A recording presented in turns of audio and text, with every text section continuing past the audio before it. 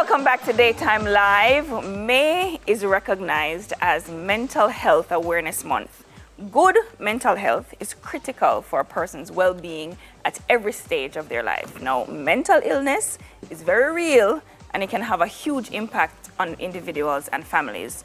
Mental disorders do not discriminate by race, ethnic, and socioeconomic groups. And here to talk to us about mental health awareness is Director of Communications and co-founder of the Jamaica Mental Health Advocacy Network, Tameka Coley. And Tameka is going to help me with Dufton's mental health. She promised me before we start. Remember, you promised. Okay, thank you. Your turn. Hi, Tameka. Hi, Dufton. I'm saying that I may have issues because of the people I work with. I'm sensing an accountability issue. I love this. I don't think this is going to be favorable. We got off on the wrong foot. And it's my month, it's my month. But Oh, I love explain, you. first of all, let's put it out there. Yeah. What is mental health in the simplest layman term? Yeah. Mental health is really your normal, your equilibrium. So how well are you able to interact with other people? How can you show up for work? Are you able to think clearly? Are you able to function in your daily life? That's really what mental health is. It's really that simple. Then, all right then. Wow. Wow. You just go. The shade. Yeah. Wow. So that brings me to this question then, because clearly there are many misconceptions going around. There if you really can say are. that, right? There really So are. what are some of the common misconceptions about mental health? Well, usually when people think about mental health, illness comes to mind first.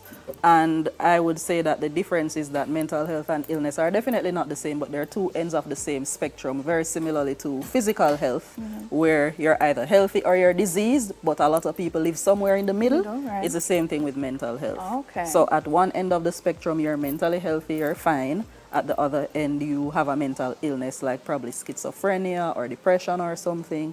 And most of us operate somewhere in the middle. So you have a little bit of challenge, but you're functioning.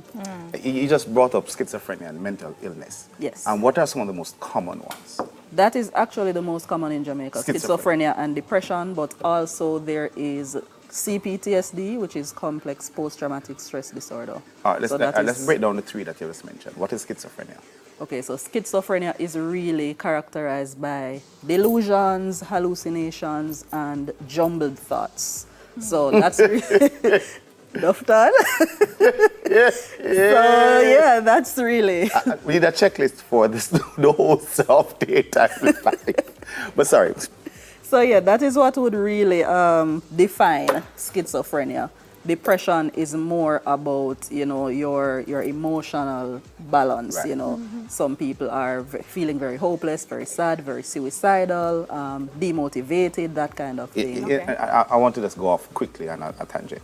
A lot of persons now, especially younger people, whenever they are faced with a stressful situation or something that they have to put some effort in, they can't do it because they're depressed, they're feeling depressed. Or overwhelmed? Or overwhelmed, but you hear depressed a lot. Do you find that it is something that people are diagnosing correctly now, or you find where persons are using it as a scapegoat? That is a tricky question because there are some people who use it as an everyday term. And not just depression, but all kinds of other mental health actual challenges people use as Right. everyday terms. Right. They're like, oh, I feel so anxious, oh, I have OCD. Right, But really, right. that's not the case. However, depression, as I said, depression and schizophrenia are the most prevalent in Jamaica. Right. So it really is the case for a lot of people. And depression is the one that is easiest to hide because once you're schizophrenic, that's pretty obvious. You can you can tell when someone is hallucinating, when someone is delusional, when someone's thoughts are jumbled, when they're not thinking clearly, they're not able to actually have a clear conversation with someone. Yes. That is pretty easy to tell, but you can be depressed and fake it very easily. So All right, that's but then, a Tameka, challenge. that brings me so now I'm wondering then, right? How can you truly recognize a particular issue is not just a bad day? like how am I going to really recognize it? If it is that it can be one end or the other end or in the middle, and I can say, oh, me have OCD, etc. How me know? Very good question. So usually you start to get concerned or you seek support if you're having any kind of symptoms persisting beyond 2 to 3 weeks.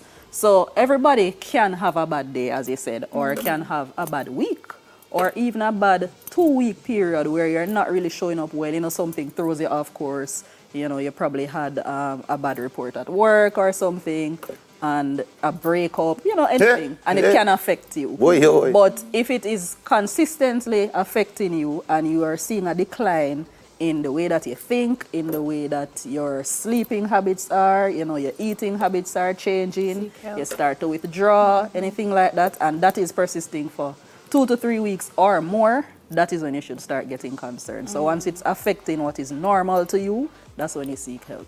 Yeah, Oh, get help. that's good. So, like, how can you support someone who is struggling with their mental health, like they have, you know, been the victim of bullying?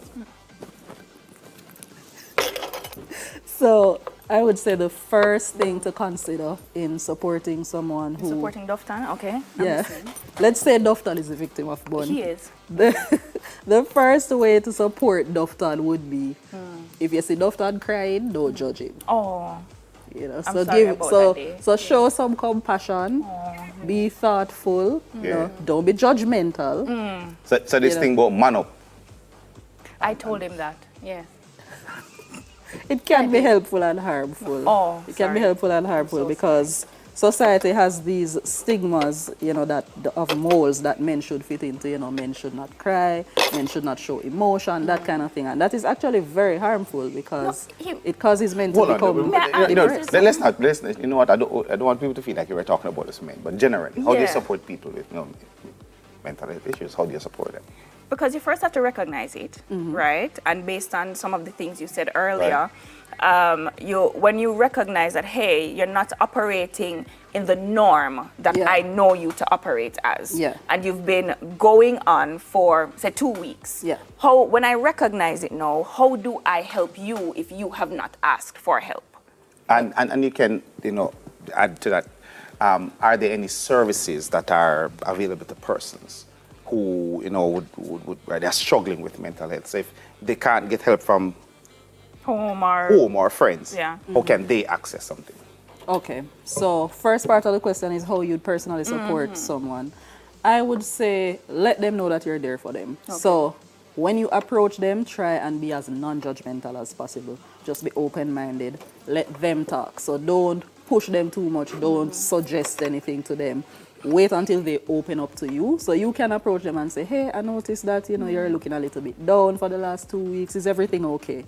And let them, give them that opportunity to respond. And then after they respond, then you can start following up with something. So that would be the first course of action. You have to answer the second part really quickly. The second part of that now, what services? There are quite a number. There is the Ministry of Health helpline, that's 8881-LOVE.